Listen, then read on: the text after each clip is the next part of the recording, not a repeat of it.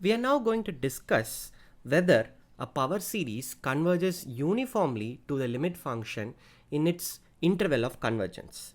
To do this, we need a general result about uniform convergence of series of functions. This is the popular Weierstrass M-test. Theorem. Let Fn from, no need for AB, let Fn from S to R be a sequence of bounded functions. Suppose norm Fn is less than or equal to some Mn and summation Mn converges. Okay, then we have summation Fn converges uniformly. Okay, so what this is saying is, if you have a sequence of functions, now you're interested in whether the series summation Fn converges uniformly. If you could bound the norm of Fn by Mn and summation Mn converges, then it follows that summation Fn converges uniformly. And the proof of this for all the hype is rather trivial. This follows immediately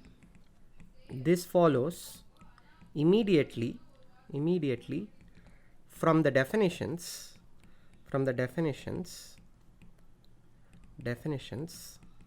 and Cauchy criterion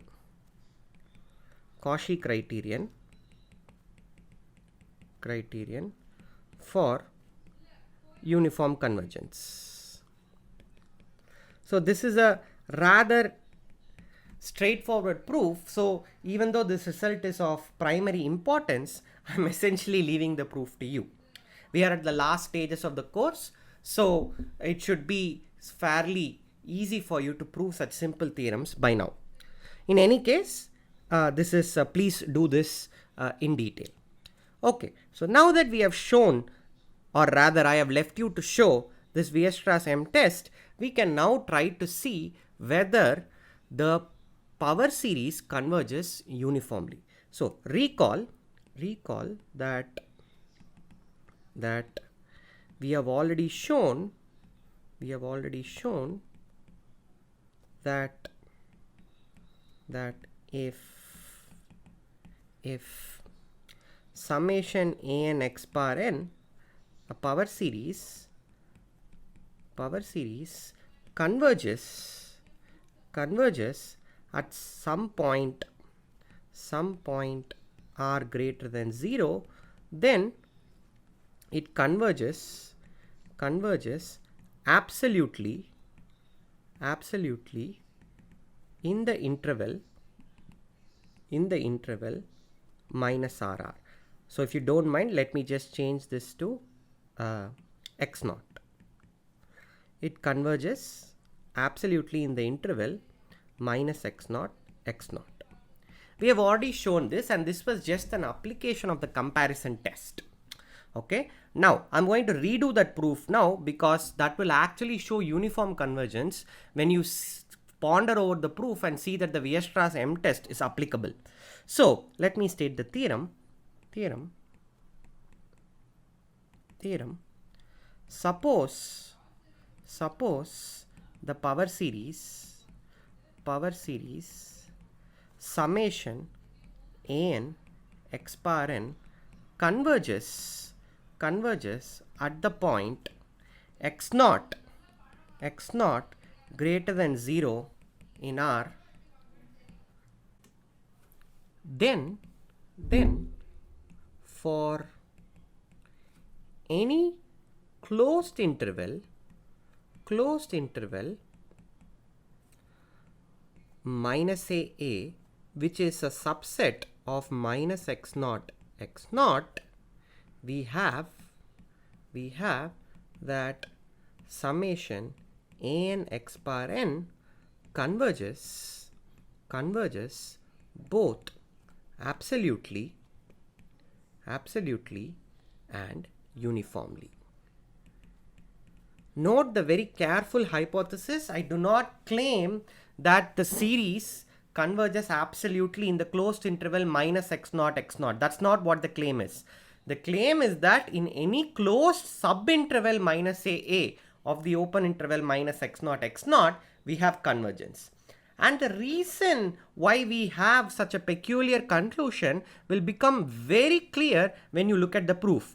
The proof is mostly a repetition of what we have already seen when we saw absolute convergence. So let capital M be an upper bound for mod an x0 power n. Such an upper bound exists simply because the series converges at the point x0. Because summation an x0 power n converges, we certainly have an upper bound. So mod an x0 power n is less than m. Take an upper bound like this.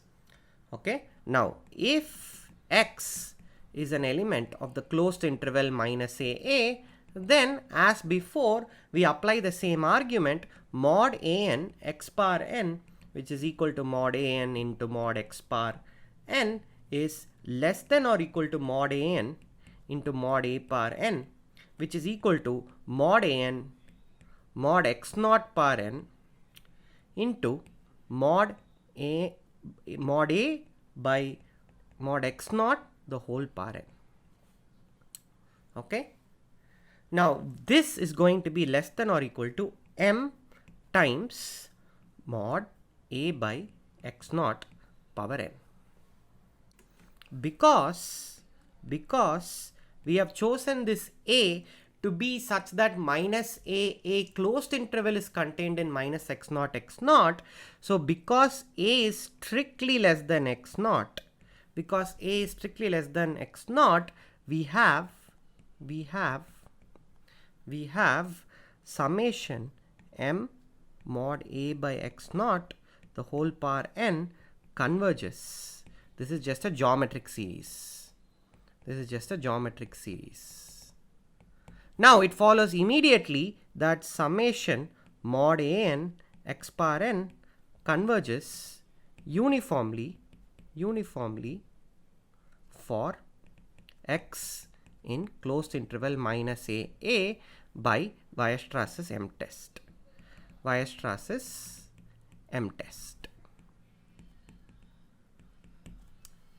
Excellent.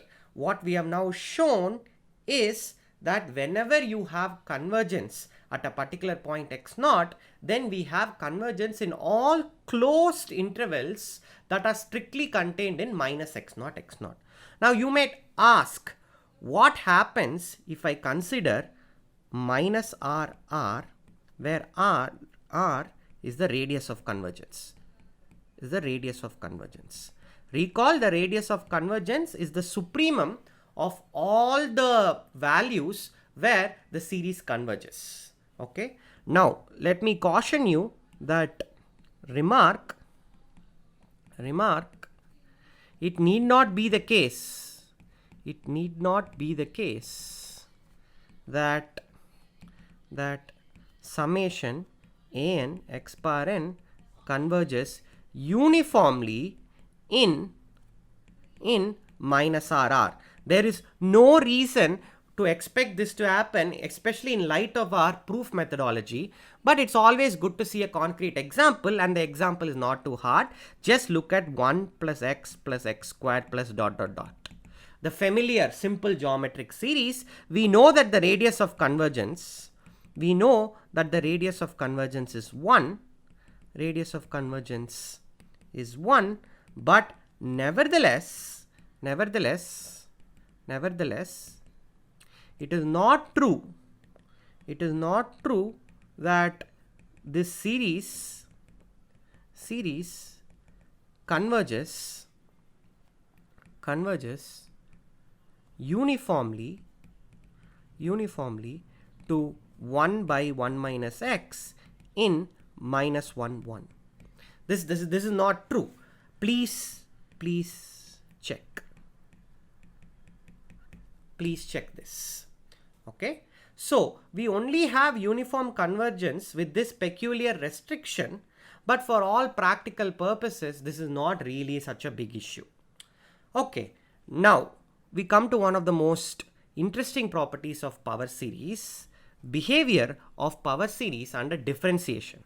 So this is going to be quite an easy proof, but I'm going to call it a theorem because it's so important. Let summation an x bar n converge with radius of convergence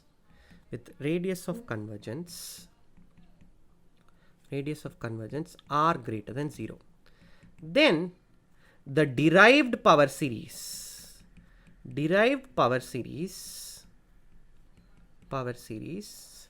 summation n equals 1 to infinity n an x bar n minus 1 also has radius of convergence r, and this series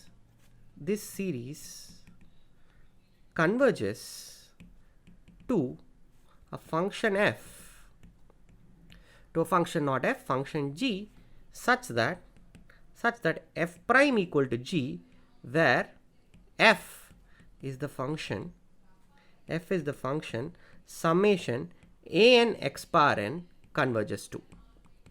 So what this theorem is saying is essentially that if you have a power series, then the power series converges to a function that's differentiable.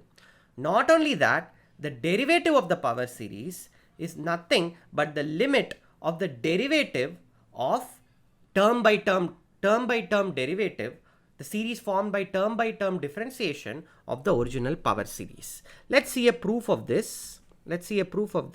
Much of the hard work has been done when we showed the behavior of uniform convergence under differentiation. Okay. Now, suffices to show that this summation n equals 1 to infinity n an x bar n minus 1 has radius of convergence r. Okay. After this, the result is immediate by the behavior of power series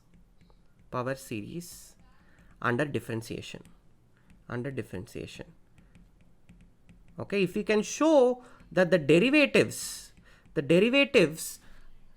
series of derivatives converge to a function g, then that convergence will have to be uniform on all closed subintervals of minus r. Then you just apply the result that when you have the derivatives converging uniformly and you have convergence of the original series at one point, then everything happens. Okay, now let's see why the derived series, which is this, has radius of convergence r. Now, suppose summation an x naught bar n converges. What we are going to show is also assume x naught is greater than 0. We are going to show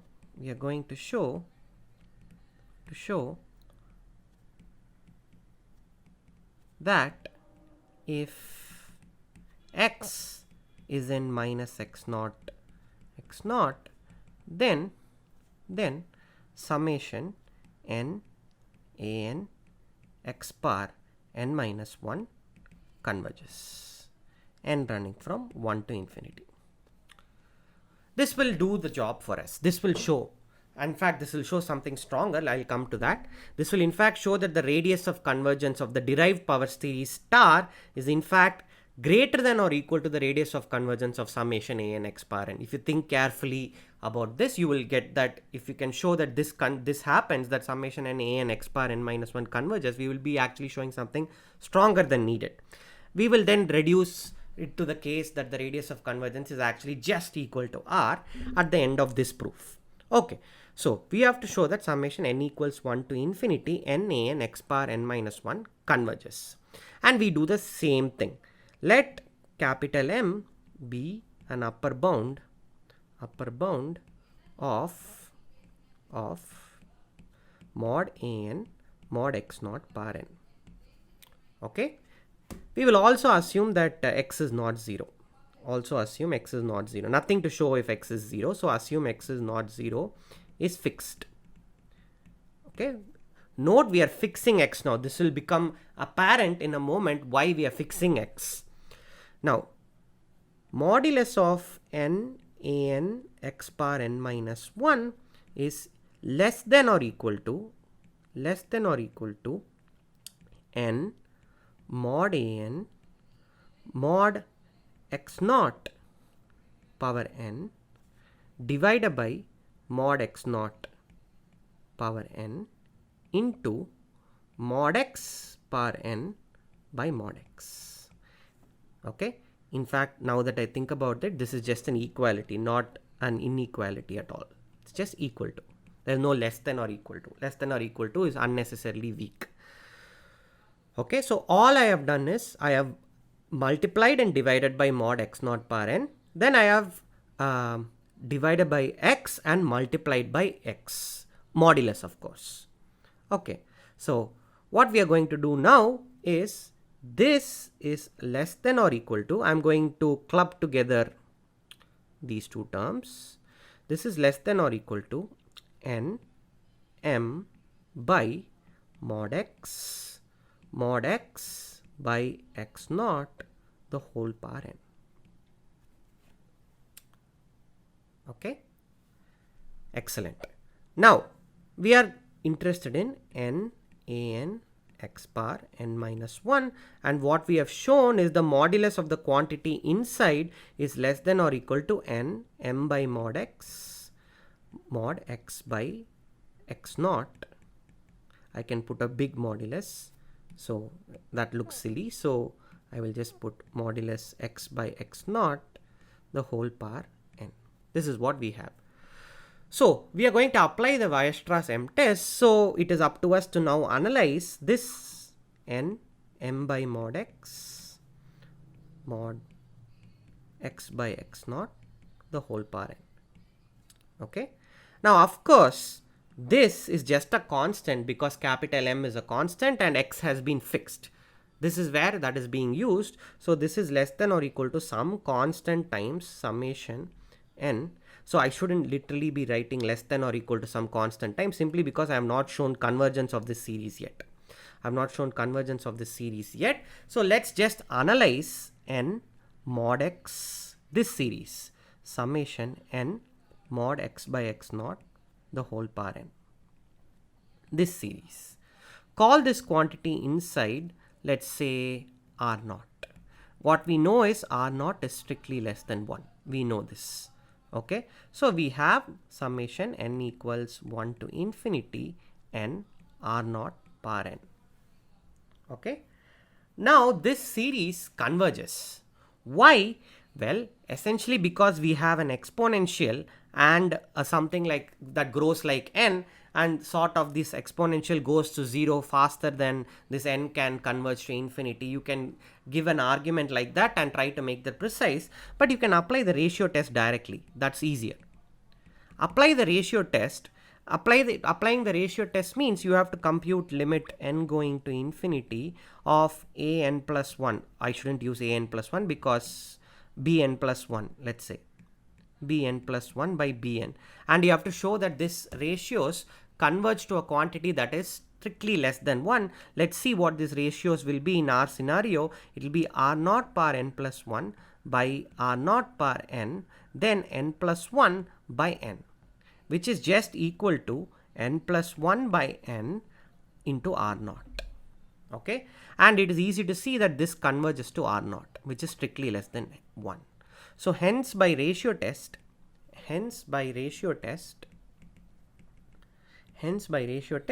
summation n equals 1 to infinity n r naught power n converges, which means the original series that we were interested in, m by mod x summation n equals 1 to infinity n mod x by mod x naught power n converges. Now by Weierstrass M-test,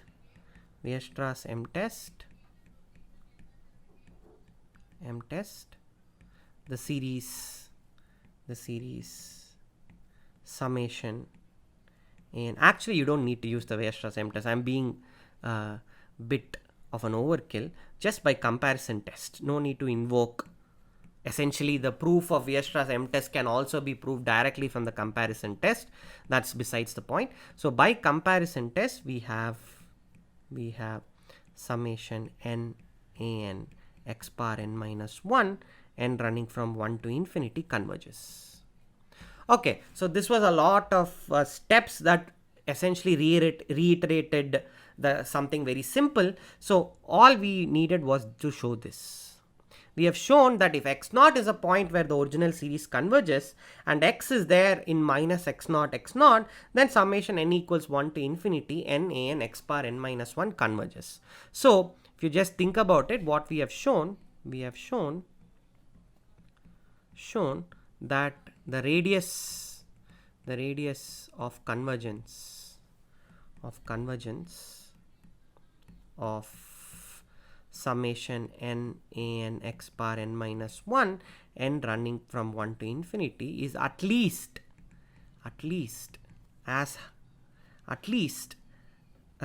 equal to, not at least equal to, that is really silly, is greater than or equal to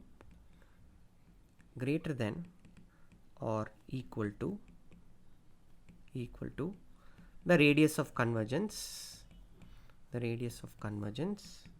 of summation n equals 1 to infinity n an x bar n minus 1. Okay, sorry, I wrote the same thing again. N equals 0 to infinity an x bar n. Okay, now I want to claim that the radius of convergence is in fact equal. It's in fact equal. To do that, what I do is consider the series summation n equals 0 to infinity an by n equals 1 to infinity an by n x bar n plus 1.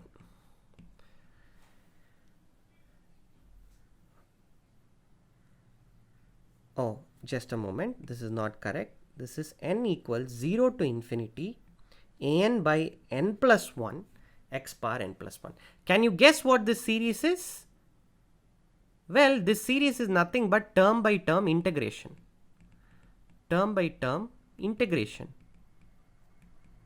Right? X bar n will just become x bar n plus 1 by n plus 1. That's why you get x bar n plus 1 by n plus 1. An remains as it is. Now, what's so special about this series? Well, observe that by a very simple argument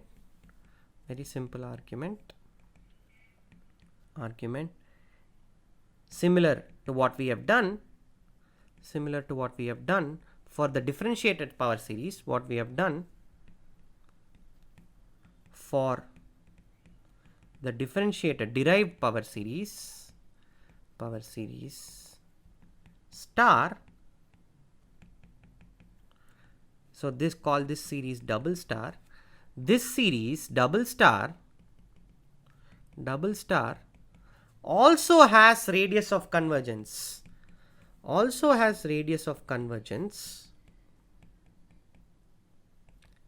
Greater than or equal to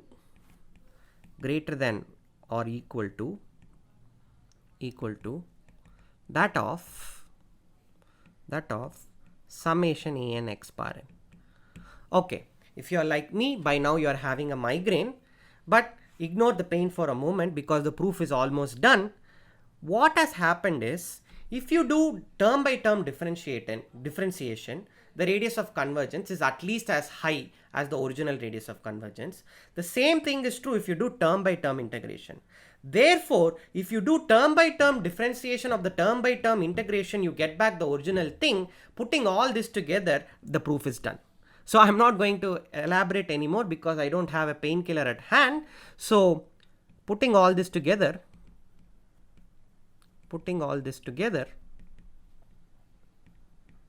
the radius of convergence